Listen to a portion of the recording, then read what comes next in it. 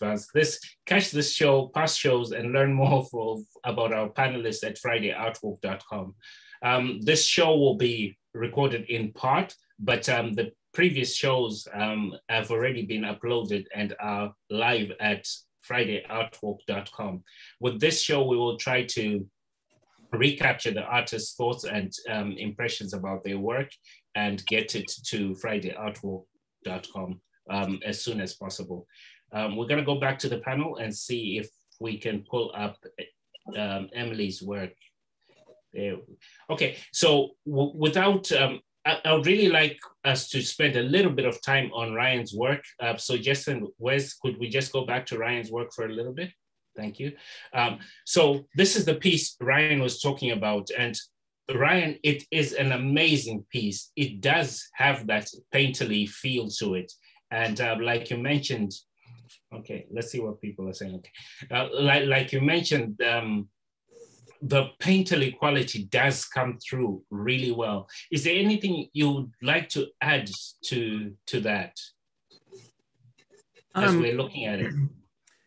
It is 12 by 12, so it's one of my smaller works. The larger works, I feel like you can really dive into each individual piece and see a little bit more. But like I said, I feel like I like this one the best. I think that there's just something about the branch that just feels natural. And I, you know how hard we work on getting shading and proportion and everything kind of correct. And it's just one of those moments where I'm like, oh, I can walk away from this one and feel really good about it. And when someone asks which one's my favorite, this is always that one. I don't know, she just sings, well, I guess it's he, sings to me. And I also have a thing for dots. You'll see that at the bottom of the piece, there's always these repeating dots. They kind of are this little trend that I do through everything. It's just the idea that there is this directional pattern that I'm thinking about whenever I'm doing. So they all connect when they're all put together, all 9 pieces, the dots form a little path.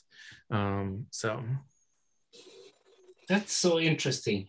It becomes more intriguing the more you talk about it. I love the sales pitch in that when the pieces come together. So at some point, if you want to see the dots connect, you got to see a lot more of Ryan's work. Thank you so much for sharing that, Ryan. We'll get back to this piece again when we talk about the quarantine, because I think I heard you mention that this is a quarantine piece. Yeah. Thanks again. And I do apologize for the glitchy technology issues we are having. Jess and Wes are really working hard on the back end to ensure that we have smooth flow. So thank you, Jess and Wes, for that. And now moving on to Emily. I understand your piece is not in the art book, but you did share a piece. You're going to share a piece with us, correct? Yeah. Okay, awesome. Well, so while Jess and Wes pull it up, could you tell us a bit about the inspiration behind the piece? Yeah, I grew up in a pretty open household, I guess you can say. My parents have tattoos. My mom got her first tattoo when she was 16. I only remember my dad having tattoos, and even as young as being 5 years old, he would take me into the tattoo shops to see him getting tattooed. I had pretty crazy parents, I guess you can say. A lot of people just say you just had very Bay Area young parents.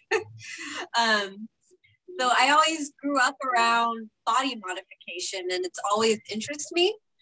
And as I got into art school, I got to play around more with seeing other people's body modification, and that's where I came upon what a lot of people call extreme body modification. This is also where I learned about human suspension. People pierce themselves and they hang from rope. I got to witness this and take reference photos. This piece is a direct reference photo from a suspension event that I got to witness and be part of. This is, I like to call aftercare. It's a 5x7 oil on canvas, pretty small painting.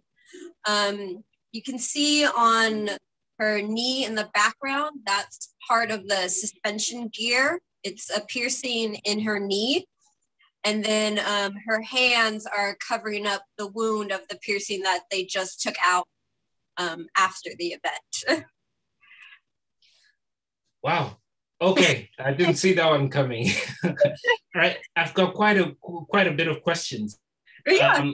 Before I get to my questions, I would like to encourage the audience to put your questions in the chat, because I know your brains are turning as much as mine are.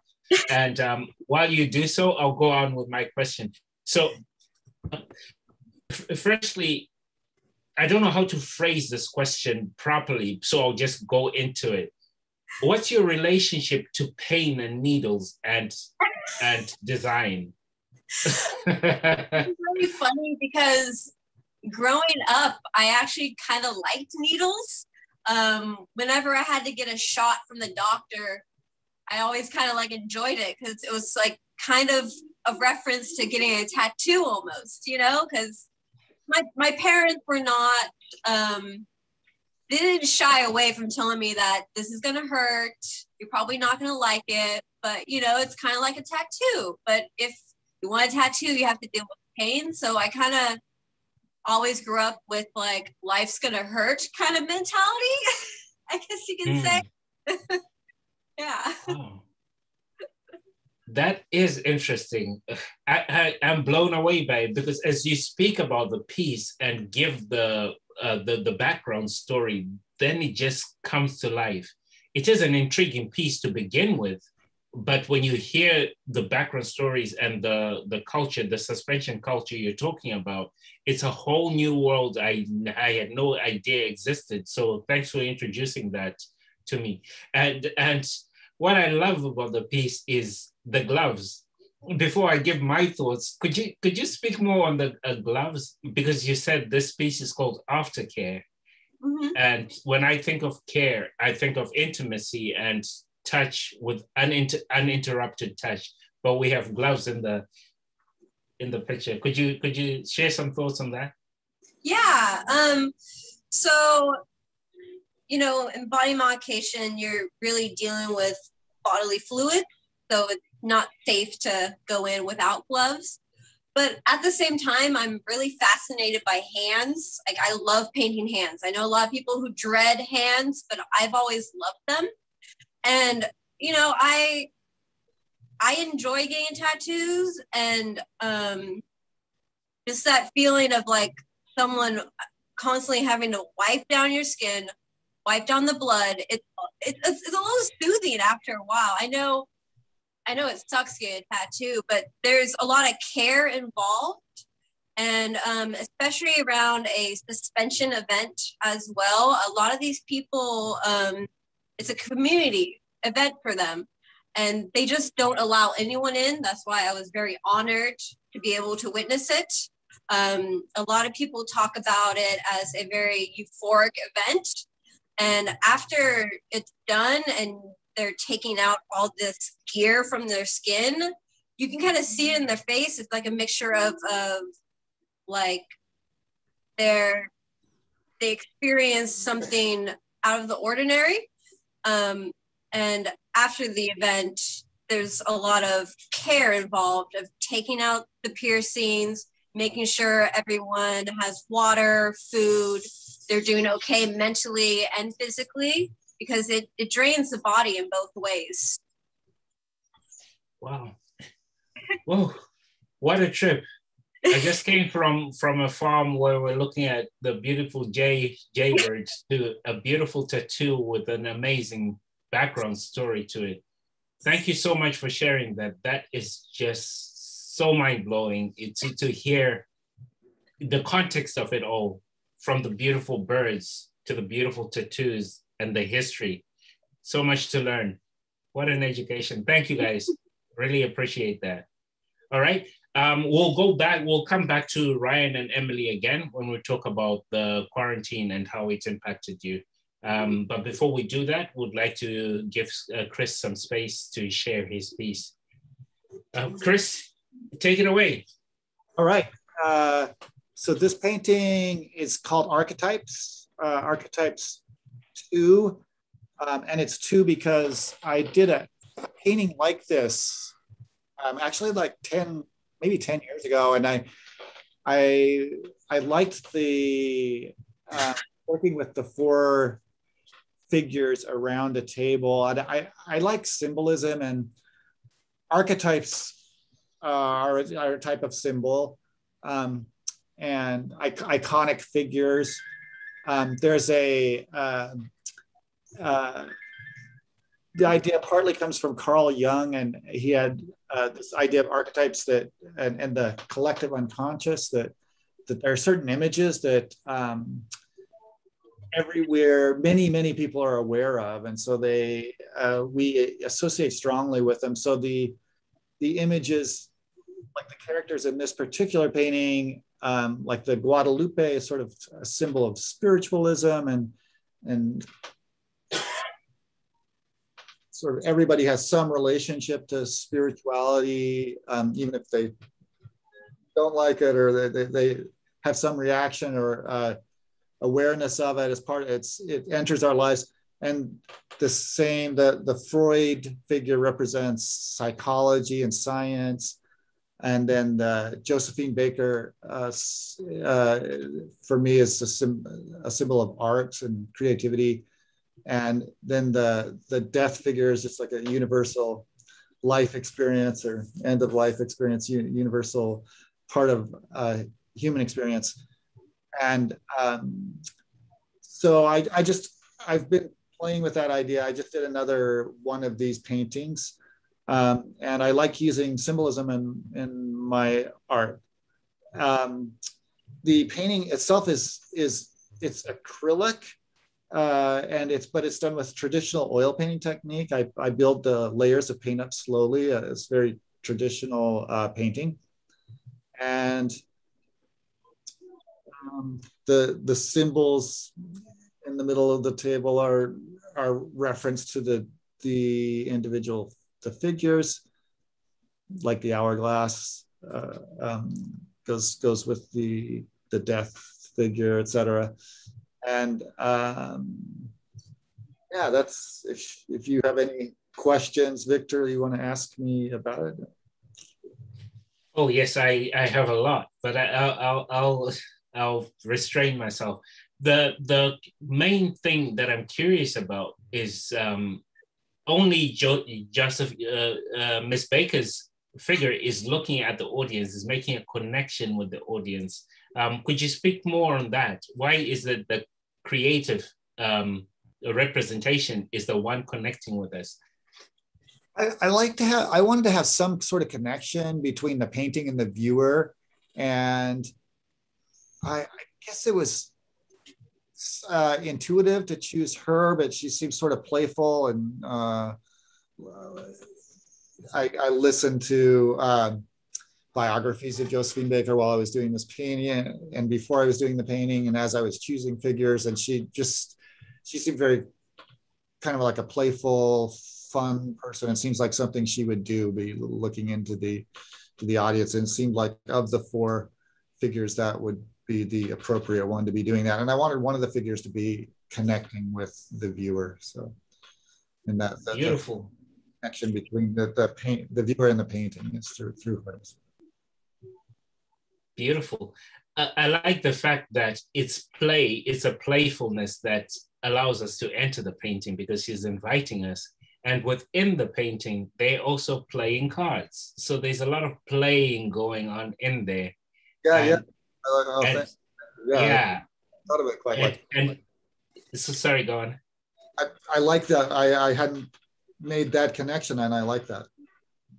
Beautiful. Beautiful. I could speak more on it, but I don't want to hog the discussion. It's so interesting to hear artists speak of their work, because it suddenly comes alive from their perspective and lets us into that world where we begin to really appreciate it from a different angle. So thanks so much for sharing this. My one wish is that at some point we would have a live discussion with the artists, with the work projected large on a screen, so that we can really get a feel of that. So thanks so much for sharing that, Chris. We will come back to it when we talk about the quarantine. And We do have a question in the chat, and I think we will attend to that after we've spoken about the quarantine, because I would really like to hear what the artists have to say about that period in our lives, which is so important because it's reshaped our lives. But the one constant is that artists have remained artists in a sense and given more during the quarantine than ever before. So I think that's an important part of it, which we'll get into right away. Ryan, take it away, please. And while Ryan speaks, could we have his art piece up, because it is a quarantine piece? There we go. So the question is how did quarantine affect me as an artist? And you know, I have a lot of privilege in my family situation where I am the stay-at-home parent, and so I'm able to be home during the school day and use that time to do art. And now having a more teenager-oriented child, he doesn't want me around as much. So I have even more time to sit back here and work on things. But quarantine was a really amazing, I mean, it was a horrible and amazing time all at the same time. We lost a lot of family members personally in our families from COVID and not from COVID. And then at the same time, I had time. I had reckless abandon in time. I had no commitments outside of the house. I had no commitments whatsoever on anything that I was normally working on. So I did everything that I had wanted to experiment with. So I work in found objects. So I worked on a piece. This is one, it's still in the process, where I just take old tools and bottle caps and old farm equipment and make faces. And I'm doing a Greek mythology one. And then I'm going to start doing animals out of them. And then I was able to do the bird series that we're all seeing. I did some really large pieces. I hadn't gone above 4 feet by 3 feet, and I was able to do a larger version. And I explored music at the same time. It's funny, when I look at a piece, I think about the movie that I was watching on Netflix or the music that I was listening to at the same time. But for me, the birds are the piece where I work on the floor. So right now I'm sitting at a desk, but normally I'm on the floor. My piece is laying on the floor and I walk around it and I'm cutting and I lay a piece down. Yeah, so quarantine for me was just a lot of focused time. I'm not someone that has to survive on their artwork. I don't have to sell mine in order to move on to the next piece. I'm very fortunate in that, and I know that I'm in the small minority on that. And I just am so appreciative that my husband takes up his time to make sure that I can do that for myself and for my family. But at the same time, it was just this moment where I could just do everything that I wanted to experiment with. And I have a lot of unfinished projects that I started during that time, that now that things are kind of moving into different paces, that they're just not quite done. So yeah, 2021, 2020 were a big year of, it's the most art I've ever created. Awesome. So you launched into a more productive mode. Even though all this was happening around you, you were still able to create. Yeah, I if not create, like mass produce. Like I was able to like really crank out. I worked faster for some reason because I wasn't distracted by the outside world. Wow, awesome. It's good to see that you managed to produce more. And I say that, tagging onto the fact that you said this piece was so popular you had to make prints. Yeah. I love that, because when you give the world what it wants, what a gift to give the world.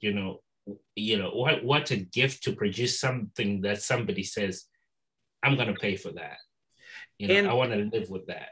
And it also kind of, to me, is, collage gets the bum rap in the art world of, like it it's not paint, it's, you know, kids collage, and, you know, and so there's this little kind of humbling effect that collage has. And it's also one of those things that I didn't think would mass produce well. I didn't think that it would make a great print, because you don't get the fun quality of the collage, the actual physical layering. You're just seeing an image of it, because it's just really just a photograph in the end. And it's been resonating. So that has been surprising for me.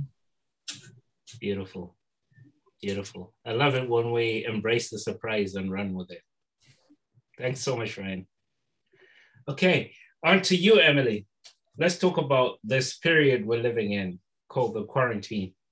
Well, no longer the quarantine, but how did the quarantine impact you, and generally this period we're living in? Well, so before COVID, okay, let's see. How far back do I go? You know, so I've been in the cannabis industry for a while, but before that, I was working as an art model, and curating, producing, and selling my own work. Pretty much just immersed in the art world, but it's near impossible to survive off that.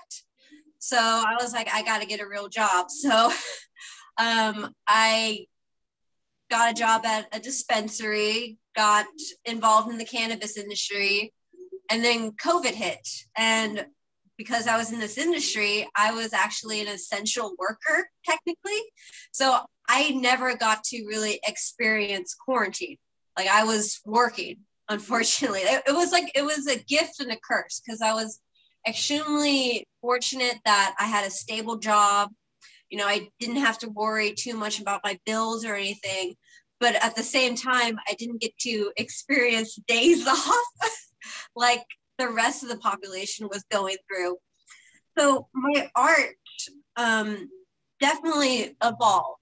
You know, because I had this income now, I could focus on really whatever I wanted to do. And I started sketching, because during that time, I never really got to sketch. I was producing to make money, and what made money was paintings and finished pieces of work. So right now, I've just been enjoying my time busting out the sketchbook every now and then and just drawing whatever I want. And it's been really soothing. I don't have to worry too much about, like, what am I going to do next? There's no schedule anymore. It's just whatever. Got you. So how would you say your art played a part in your going through the quarantine, especially at the beginning of it? Is there any link to your art and that period that you can clearly reflect on? Well, during the very start of the shutdown, I got 2 days off because the company didn't know exactly what to do. And during that time, I just drew. And it was very therapeutic, you know, because everyone was stressed out. No one knew what was going to happen day to day, like what was the circumstances behind the shutdown. And it just came to a period where, like, I don't have to paint. I don't have to worry about taking reference photos, going on Photoshop. I can just be free and sketch. And I've really been enjoying that. It hasn't been too much body modifications, but I've been focusing more on portraits and the human form, which I've always really loved. I got to try doing cartoons kind of style, which I've never done because I'm a fine artist. I've been trained fine arts, you know, trained in anatomy. So it was very weird being like, oh, wow, I can draw cartoons. Like, Beautiful. Thank you for sharing that. Yeah, it is interesting how the quarantine impacted people.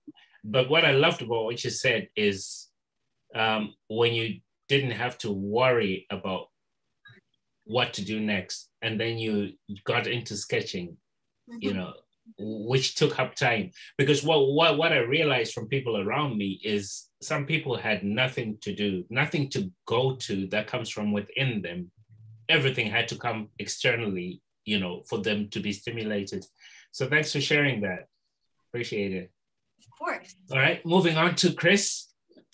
The quarantine and this period we're living through, how has that impacted you and your work? My work didn't change too much. I also, like Ryan, I work at home, and so it didn't change my work too much. I mean, my work schedule and stuff. It changed things like now my kids were with me, and now they're at home with me, and then of course the general things that were going on for everybody, just like the worry about the pandemic and not being able to travel and not being able to socialize. I was just kind of affected like everybody else in that way, but unlike other people whose work was altered a lot by like suddenly they're at home when they were before working away from home. And so for me, my daily life didn't change so much, but so it didn't affect my daily life too much. I did wind up incorporating some references to the pandemic in my paintings, and I sent Jessica those paintings for that reason. If you can, Jessica, if you want to, you could bring up the one that called Archetypes 3. But I did reference some, make some reference to it in my art. And when I usually, when things happen in my life, I often incorporate it into my art. And I do some landscape stuff. I usually do like figures in settings, basically, and I do some landscapes. I was thinking about this question because you had written that it was going to happen. So when I was living in Utah, where I grew up, I did. I don't know if people can see me. I can't see myself. Can people see this? Oh, I see. Yeah. Anyway, this is an iconic kind of mountain in Utah. It's called Mount Olympus, and here I've been doing this paintings, a series of paintings with the bay, and particularly the bridge, because I like the symbols and icons. And so with the pandemic, I did incorporate some symbolism and references to it in some of my paintings, and so it affected my art, like literally in the subject matter, but yeah, and not so much, not so strongly in my work and daily routine. Awesome. Thank you so much for that, Chris. And we've come to the end of the question and answer section of it. I think they're going to pull up your piece. Oh yeah. Is this one of the quarantine? Is this one of the pieces you were talking about? If you look in the lower right hand corner, you can see there's like little coronaviruses and flowers, and I just like that was a reference to I was painting it during the pandemic, and it was a reference to the pandemic, and it tied into the painting, like the death figure and the doctor figure, and so it just wound up. Those symbols wound up being in there, and wouldn't have been, of course, had the pandemic not have been happening. Whew. This one gave me chills. I must confess, it is a chilling painting. Yeah, the coronavirus pieces. So sorry, I'm pointing to my screen. For me, I subconsciously I just thought the flower of the plant. But it's interesting to see the layers in it, and the mask and authority and time and death all around the same table.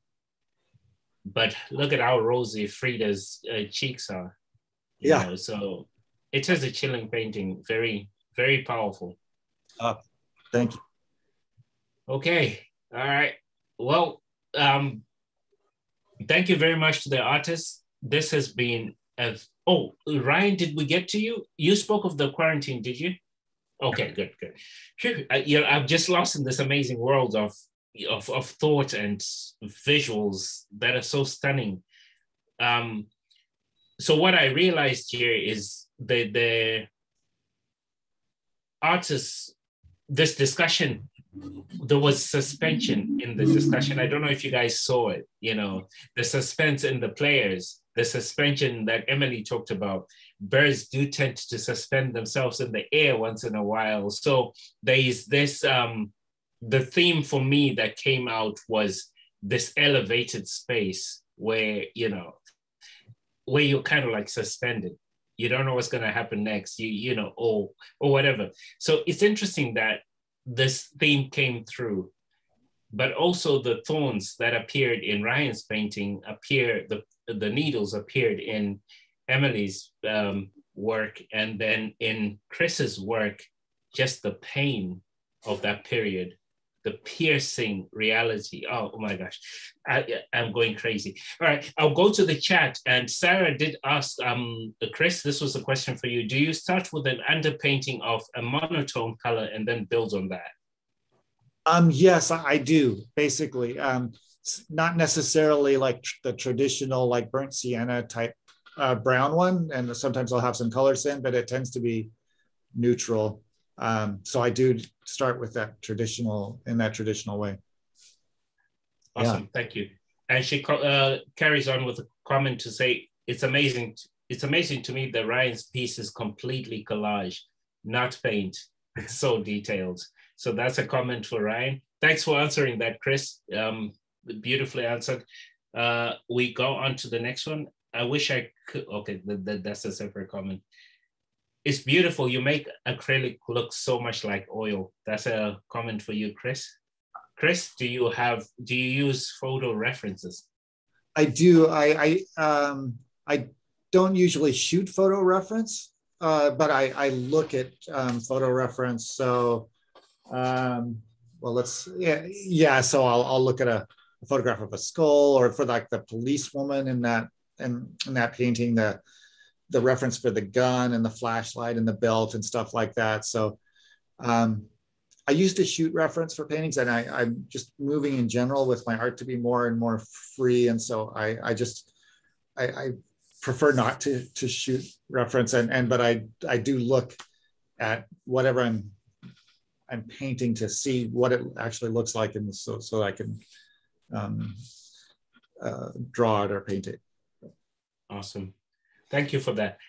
Okay, at this point, we do have a minute before the recording has to stop, but if I can ask Jess and Wes not to stop the recording right away, since we lost a bit of time due to our technical challenges that we faced, I would really like to open it up now, open up the space, and while people, we've got a question for Emily. While people bring the questions through, I would like to thank Alameda Municipal Power for sponsoring this section, and also Flax Art and Design for stepping in and giving the artists gift cards so they could go shop at Flax for their art supplies. We thank you very much for that, and really, truly cherish and appreciate your support in our endeavor to bring more art to people. So we will have more announcements after the panelists, after we go through comments and questions for the panelists. At the moment, we do have one for Emily. Can we see one of your cartoons? Yeah, I got my sketchbook real close. All right, there we go. We are going to keep recording. So if the audience has any questions, please don't hesitate to ask, or if you've got any comments. By the way, my name is not Bond. My name is Victor. I could not change my screen name for the life of me. And I couldn't be bothered after trying 3 times. So while we wait for Emily, I'm just going to go through some announcements. Once again, I would like to say the East Bay Art Book 2021 version is available now, and you can get it at eastbayartbook.com. Trust me, it makes the most amazing gift for the holidays. I tried it last year, and this year I bought 11 copies. They weren't enough because more people heard about it. So I just want to warn you that it is a hit. A lot of people love the book, and you can get it at Modern Mouse Gift Shop, that's in Alameda, at the Berkeley Art Museum and Pacific Film Archive. So as you can see, the book is kind of like making its way into places. We are getting there in spreading the word about art.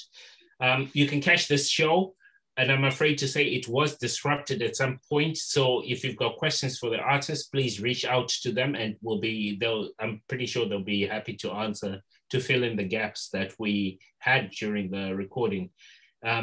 If any of the artists have opportunities, this is the time, or if anything is going on in your world that you'd like to share, this is a great time to do so. We'll also give that opportunity to the audience to share if they have anything happening in their community.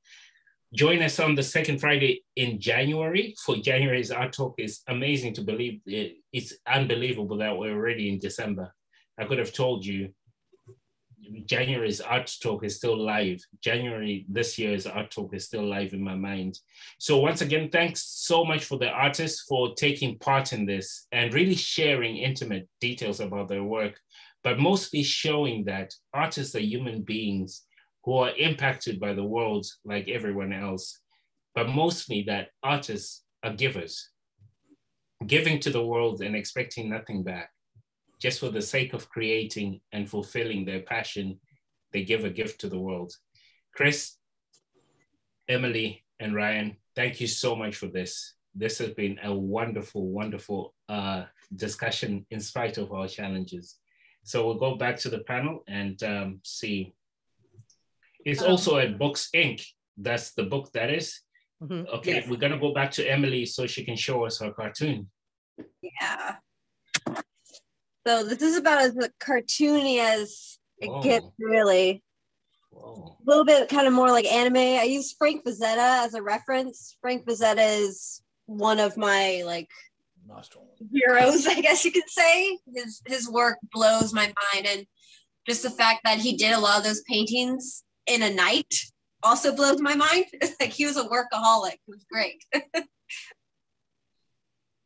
Thank you so much. Sorry, I was reading the chat while you were going through it. That is that's amazing, and I'm glad that you're sketching again. You do have a powerful style. Thanks, Emily. Thank you. Of course. All right. We're looking at Ryan's piece.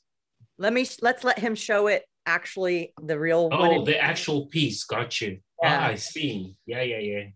That's really cool, Ryan. I can't believe how much shading you get on that. The highlights and the shading are amazing for a collage. I mean, in general, even for a painting, it literally looks like you almost faked a collage. You know what I mean? Like, that's how well the collage is done. I'm fascinated with light and shading in paintings. So I've been just looking at that this whole time. It's very cool. Thanks. Yeah. It has a lot to do with the pieces of paper that I find. Like, it's looking for the thing that has that transition where it's light on top and dark on the bottom, so I can carry that through. And so it takes some time. And sometimes I get really lucky. I find the right piece. I have a couple birds that I don't like as much because I just didn't find the right pieces, but I wanted to finish it. So yeah, it's just a little, it's a luck of the draw sometimes. And then, I'll find the perfect piece maybe a year later. Wow. So this branch looks like collage of, is it fabric texture? Like that would be, it is the catalog for Restoration Hardware.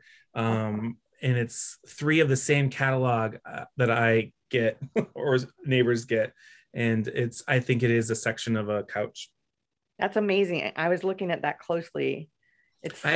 There's only certain papers that I can use. It has to be a certain thickness. Otherwise it deteriorates once I start adding the glue and all the pieces, it just turns into mush. So it has to be a nice quality magazine paper with high quality printing. So do you ever use photo? Do you ever use photos, like actual photos instead? No, I have not yet. This is, It's just really cool. So do you have, I'm imagining you have a room like just with stacks of catalogs and magazines. Well, I'm in my studio now. So over here in the corner are all stacks of magazine trays. So each tray is a color, and then there's stacks of magazines on the floor. I actually, during the move back to Alameda, I had to get probably rid of about 60% of my stuff because it just didn't make sense to tote magazines from the Midwest back to here. So I'm taking in new stock, but I have enough to drive me for the next 3 years. So where do you get most of your magazines and catalogs? The library. They give away their magazines after 6 months of the date on them. So here in Alameda, they know to save them for me, and they pull them to the sides, the ones that I like. And then I also have magazine subscriptions. I'm probably the only person that is paying for some of those magazines right now. Beautiful. All right. I think we've done ourselves justice tonight. Thank you for saving the night. Thank you for keeping it cool and calm. We almost had a disaster at our hands, but you guys saved the day and made it such a beautiful, beautiful panel. So what I would say at the end of this video is just that please don't hesitate. This is to the audience, anybody watching this. Please do not hesitate to get in touch with the artist if you have burning questions or if you'd like to schedule a visit with them. Whatever you might like to do, I as an artist know that we thrive on feedback and knowing that our work resonates with somebody. And I will certainly be asking Emily a lot of questions about the world and needles and stuff like that, because I'm thinking of tattoos. And Ryan, thank you for opening up the world of collage and just taking off that hierarchy that the art world suffers from so much, and showing that with intention, we can create amazing beauty. So that was really beautiful. And Chris, for making us think and reflect so much with such beauty and playfulness. With that being said, I'd like to open it up. If you guys have any events happening in your communities, this is the time to share. I currently have my my faces exhibit going on. So I have a series of these made out of found objects. It's at Fireside Lounge on Webster Street. On the whole back wall of the bar currently. I've been there for a couple months. It'll probably come down at the end of this month. And that's the only thing I have going on right now. I would like to highly recommend going and checking that out because it is really cool. I saw it for the first time a couple weeks ago and I was floored. It's really nice. My girlfriend and I went there to go to see music, and I saw the show, and so when Ryan held up the piece, I was like, oh, I've seen that. That's so cool. Wow, cool, awesome, beautiful. I may have a job opportunity for artists. I was recently asked to do some art classes at a displacement home for trans kids. However, I feel like these kids need a more inclusive person. So I'm kind of on the hunt for a trans artist to hopefully teach other fellow trans kids about art. So if you know anyone, please reach out. Emily, I do. I know a couple. I'm happy to put you in contact with them. Yeah, that'd be great. Beautiful. Awesome. Well, thanks again. And I'm going to sign out now. If there are no more announcements, let me just check my lists. So we will see you in January 2022. Unbelievable that we're saying that. But here we are. Another fantastic book, another fantastic discussion.